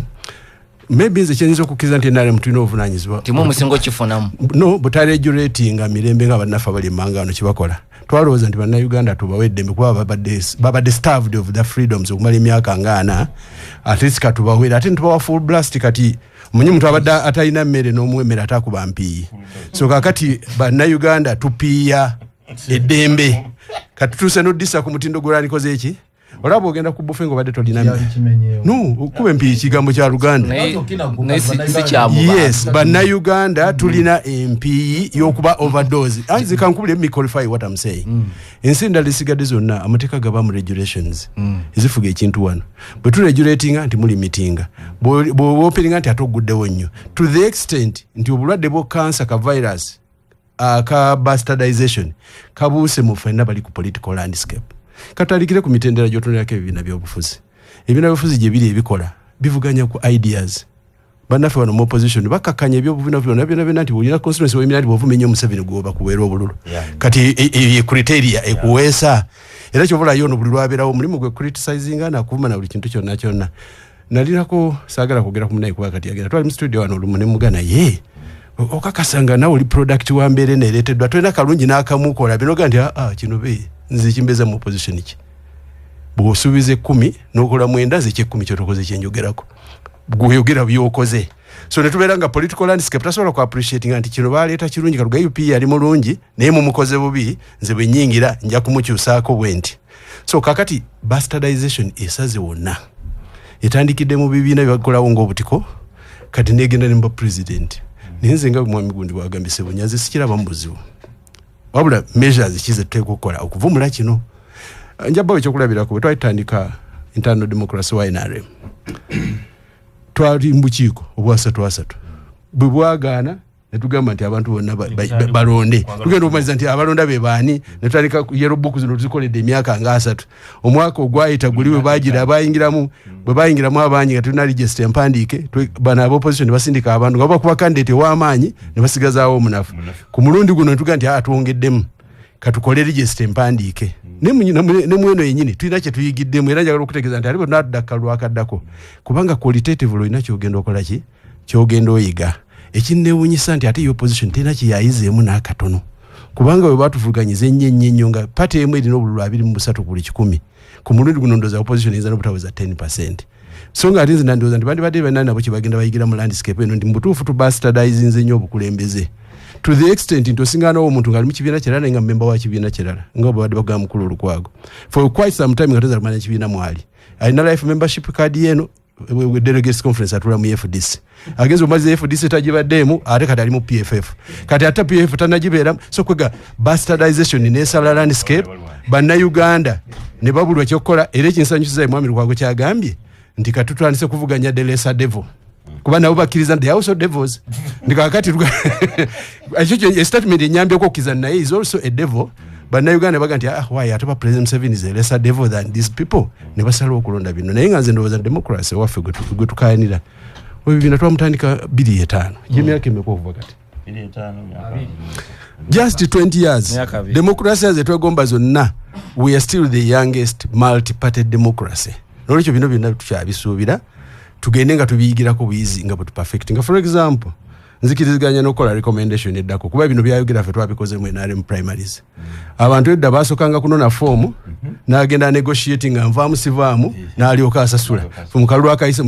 baasinze n'otuvumirira kyobola mbadde mugamba nti ekya ssente akikkiriza tayagala kyekomitingako be baasose n'otuvumirira lwaki tusasuza abantu mu kutwala nga tananona foomu kubanga omuntu yasookanga n'anona foomu n'amala ateesa tuga nti oyagala genda mu ebitukola paperwork sasula wano obukadde bw'obusatu bw'oba oyagala kuba president leeta wana 2 genda oteese naye ziri nani refundable kyesikanya na mwami wanika kyekyoka ekyo disente zibuziteekayo teziteekukuba oba owangudde oba towangudde kuba tukola paperwork zino zonna zituyamba kufase kuba kati ogenda kuleeta bakandida 1,600 lwaki tokola contribution ku nsawo y'omuwomusolo naawe n'ozirekayo zikubye ballot paper y'abantu 1,600 lwaki tuzikuddiza otukozesezza ng'omanyi ntojja nakuweza 1%. Nzikiziganya ne reforms zino wadde zijja kutandika kiseera kijja katukiyigiremu nti abanadda mu parliament tukolewo reforms eziri restricting nzikiriziganya ekyo okwongeza ensimbi ezo ate ng'ozisasula ate nga teziri refundable. 2 twagala kiruzimbe multi-party merit kubanga ekyatwanyala bino byonna byogenda yogereramu newunyiza Mwami Bwanika Bwoganye nti Besigye abadde afuna obululu tafunanga bubwe yafunanga bwa group naye tetwagala glorifying individual merit yesinza okwonona politics waffe Mwami Besigye yafunanga obulunga bwa party gyalimu party neyingira mu government nekola lead of the opposition basing kumanyi go obululu obwo bwajje muki mu party wansi nolekyo tebumuyingiza mu parliament kubanga ebifo bibaawo byonna tubawo ne byaba parliament tubawo ne bya LC5 ne kansala gwawulira nti employment yo jagala ku parliament okuze losi sigalira yeyo tewali kikuwesa kifo kirala kyonna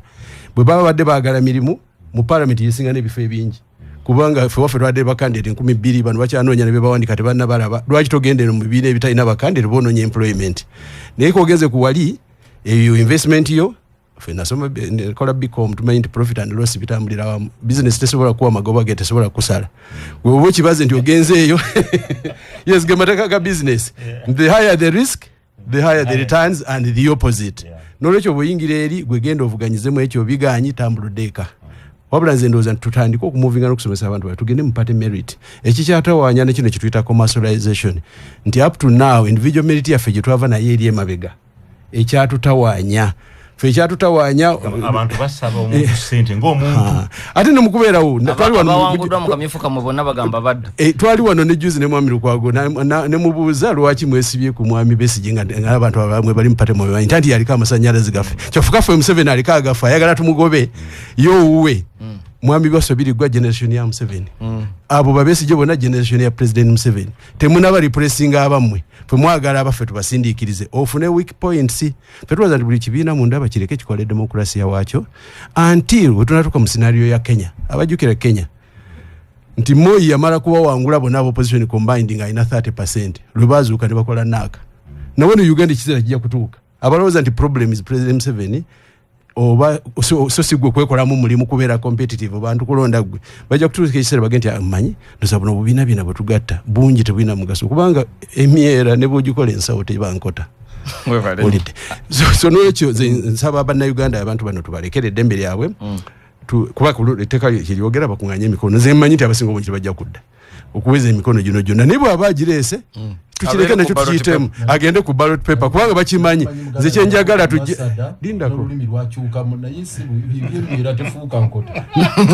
kino kya Luganda kino mu Luganda bwogenda kakati kugambe nti ebibi bwogenda mu katale nosinga n'emyera olina obalwedde egguliramu embidde olina obeera lwedde ogguliramu gonja ne kayinja na kitembe ne mukunaani so nga ate agenza oggula enkota ewedde nga NRM nti ngula NRM naye bw'oba ogenda ggula mu myera kyogera si kyawakanya ali ku diplomatic language mwami gundi ono talina na moral authority kwogera diplomatic nga badde agey'omulwadde ate gwatasobola na kwogerako wano nga tuli wano naye alina byaleseeyo alina byaleseeyo nedda by the way Luganda nti abaganda bamanyi okusisiriza ebigambo byabwe gwabitaputa gwo nabo buzibu nze nkugaye bugambire bwogenda mu katale nga waliwo enkota n'emyera nze nababulidde wano mwami Lukwaga alina obuzibu yakosezera kikanyiza ngesigadde yabiri gokera nazo ziremesa nzikoze obadde ki so lwekyo badde njagala kunnyonnyola abantu baffe nti bw'oba ogenze mu katale wakiri gula enkota bw'oba oyagala gula nkota omanyi nti kati netooka engula kino naye ogenda mu kibiina kyomanyi ne bwekiba mu minority by the way kubanga tekitegeeza nti aba minority baalira enkya tebasobola kufuuka majority for lwaki tukyali mu buyinza ne democracy obuyinza bw'abantu enkeera bayinza okukeera enkya bonna ne beegattira mu kibiina ekirala ekizibu kyokka kye tulina kwe kwegattira ate mu individual merit kubanga obuzibu bwe tufunye mu bastardization tukakkanyiza omutindo gw'obukulembeze to the extent tuyinza okukeera ku nkya ngwena parliament eyo nga 3/4 aba independence ate nosingana nga kati mutambuza muti obukulembeze nga ate tukolera mu structure so nze ndowooza tuyambe eggwanga lino bwe tubanga tuli bakulembeze so si kwegwanyiza bwegwanyiza if you think NRM ekikola bubi leta alternative program ze bwenajja ngenda kikola better okusinga bwendi bannayuganda balonde enkota ya Nakitembe nga bamanyi nti Nakitembe tumulya oba situmwagala tugenze kulya nakabululu naye nga busimyera bw'okunganya FM ampuliriza tukomyewo okuwumbawumba program Alpha asinzidde mu kibuga Nairobi agambye nze ndowooza democracy ekyo kyennyini kyategeeza abantu abangi okwegwanyiza entebe enkulu abakulu mu studio baleke kuziyiza abantu okulaga kiki kye beegomba abantu bagamba nti okusasula miliyoni 2 kitegeeza muzinzi ndowooza babeera batuwabya ssente n'obukugu mu by'obukulembeze byanjawulo Bossa Dennis Ali Kibuye agambye mbulizo omuloodi wanti akatogo ke tulaba mu kujja empapula si ye protest vote n'opu gyetandise omuloodi ajja kuddamu ono Nkonge Ismaili nga muloodi n'abali mu studio mbalamusizza muloodi byonna byayogedde bituufu ebyobufuzi kasita byafuuka ebyensimbi ne bifa Gita Benz agambye abantu babaleke miliyoni 2 zibajjemu wano bwe bayitanga abayaaye ate balabisizza abatali bayaaye. John Sally ali Bungereza agenti listening to some people is very depressing. The quality of some of our politicians is appalling and we haven't seen the worst. Kandabe kubali kusimu. Hello. We are unable to Doctor. Sebo. We bali kuweereza Sebo. Amanya ngaji makolo kavuma. Abakulu malamusiza bonna abali mu studio, Lord Mayor wamu n'abalala. Naye ekisokera ddala Mwami Museveni bajjawo term limits ne bajjawo age limits. Ng'ekigendererwa ekikulu kujungulula bya bufuzi mu mbeera eyo nga Lord Mayor gyayise bastardized politics. Era yenkola Sebunyabo ogamba nti munagiteekako anyini Abedi bw'agamba nti banagiteekako amateeka ng'anyada agikiriza mpozi mu kisanja kiri ekya president Kyagulanyi ng'akutta obuyinza.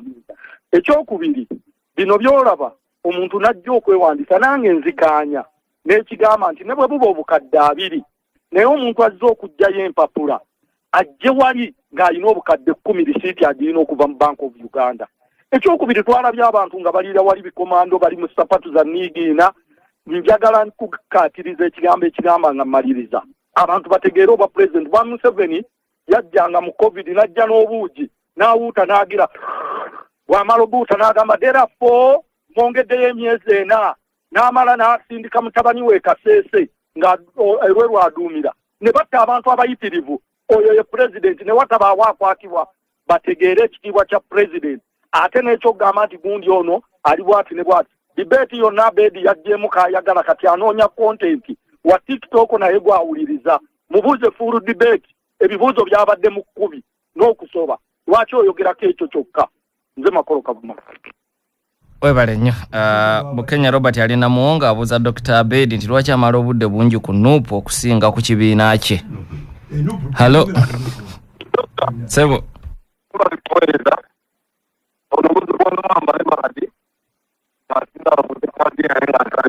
network etulemeseza mugana katukome tuombe Dr. Bedi ntandise nawo abatuwuliriza tewaliwo okubuusabuusa buli muntu yenna alaba ekigenda mu maaso twetaaga okukyusa muteeka erifuga lye bayita presidential election act lyetaaga okukyukamu. Tumanyi nti abantu baffe balina ebizibu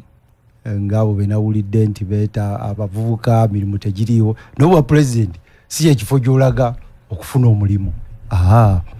Era ngenda kubasaba ngenda kubatambulamu kubanga nze mwatuma mu parliament nkyayinayo emyezi nkyayinayo omwaka ate n'abekimanya kabonera twamaze dde okukkiriziganya nkomawo ekibiina kyendimu bakiyita DF Democratic Front. Bino ebya nuupu kibanga okuŋŋamba nti essomero lyange nasomeramu ekimwanyi mu primary siryogerako nasomera Masaka secondary nti bannaye wavaayo toyogera essomero eryansomesa we nayita kakati mundeke kino ekintu nakiyitamu DP nga temuŋŋaana njogerako nga njogerako buli lunaku DP nga temuŋŋaana njogerako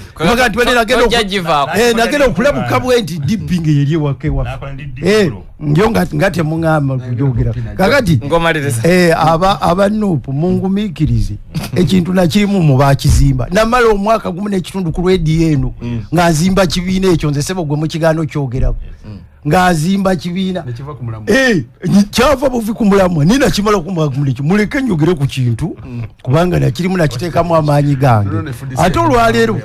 sijja tubadde ku lwakuba mukireesemu erinnya sisinayogera ku linnya lya nuupu sirinawe naalyogereddeko ngambye bugambi pozi omukulu yaleese ekibiina kye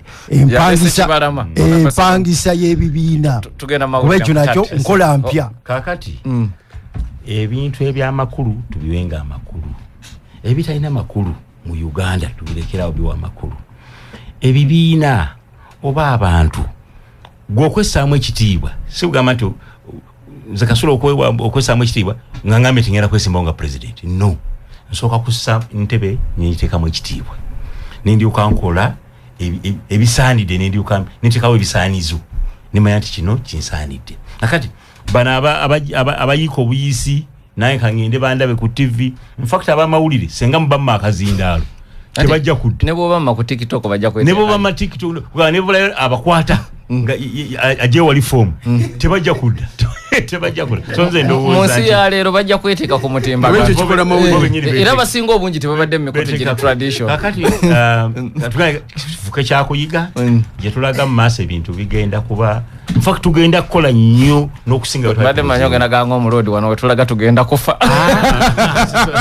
ate tutaga bifiiramu tugenda kukola nnyo kubaka tuli mu masaŋŋanzira gennyini abantu nga bayika buyisi ambassador sibo tuve wano no njagala basibula busibu zina kubagumya demokrasi yakula eno stages tukyazizitamu zonna tukyakola ebyemu ebyekito tujja kukola ebyekikulu ne demokrasi ate takoma kuffe tukimanye nti eri abatusooka eriyo n'abajja okujja so babaleke bayingiremu alemererwa aveemu ate tulambula emyaka 5 kubanga okulonda kwa every 5 years mu Uganda ekyo kyo kiri guaranteed wabale omuloti nze obubaka bwa mirundi ebiri nga nsiibula busooka eri balwanyi bannange betwagala okutereza eggwanga lyaffe ono bastardization agenda maaso tatuugula tulina kukwatagana lujegere olwalira abantu balwanagana buli omu afane munne kaadi efuuse kaadi waliwo yangambye tugenda kutuka bannange mbeegayiride tuve mu ntalo za kaadi buli omu akwate ennamba gy'ajaamu bw'olira nga ennamba togijjaamu girekera agikola ki agisobola ng'ate omwalutalo tusonge ab'omu kibuga Kampala bakulembeze mwenna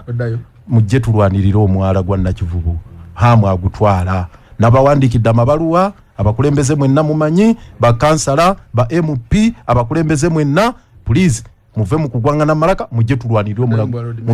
awangale Ssaabasajja omwala gwa Nakivubu Ssaabasajja Kabaka awangale